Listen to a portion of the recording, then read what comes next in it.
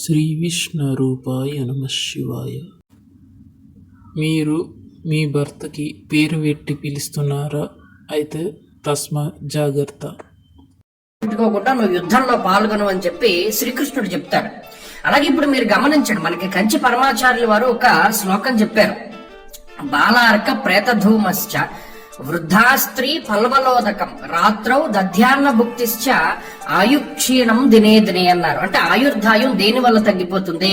రాత్రి పెరుగన్నం తినడం వల్ల, ప్రేతధూమము అంటే శవాల్ని కాల్చినటువంటి దాని పొగ పీల్చడం ద్వారా, అలాగే వయసు ఎక్కువగా ఉండేటువంటి స్త్రీని వివాహం చేసుకోవడం ద్వారా, వారితో సంతానోత్పత్తి చేయడం ద్వారా ఆయుక్షీణం జరుగుతుంది. ఇప్పుడు ఈ యుగంలో చాలా సాధారణమైనటువంటి విషయం వయసు ఎక్కువగా ఉండేటువంటి వారిని వివాహం చేసుకోవడం ఇవన్నీ. కానీ నిజానికి ఏంటి అంటే, భర్తకి వయసు ఎక్కువ, భార్యకి వయసు తక్కువ. అందువల్ల ఎప్పుడూ కూడా భార్య భర్తని పేరు పెట్టి పిలవరాదు. అలాగే ఏకవచన సంబోధం అనేటువంటిది చెయ్యకూడదు. భర్త వయసులో పెద్దవాడు కాబట్టి భార్యను ఎలాగైనా సరే మాట్లాడవచ్చును. అలానే నేను వారిని సపోర్ట్ చేస్తున్నానని కాదు సుమా, కానీ ధర్మ సూక్ష్మం చెప్తున్నాను.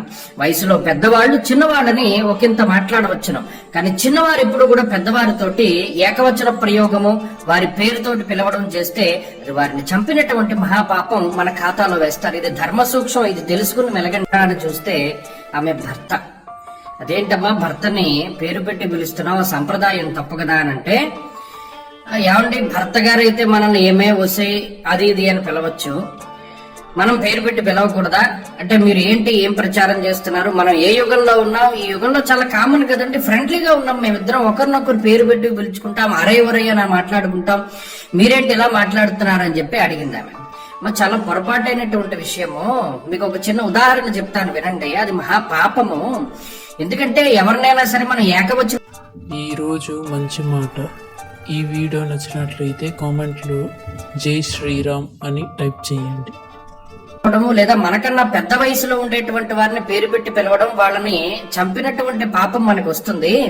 పూర్వం కురుక్షేత్ర యుద్ధం జరిగినప్పుడు అభిమన్యుడి యొక్క మరణం తర్వాత ధర్మరాజుకిను అలాగే అర్జునుడికి జరిగినటువంటి సంవాదంలో ధర్మరాజు ఒకానొక సందర్భంలో గాంధీవాన్ని నిందిస్తాడు.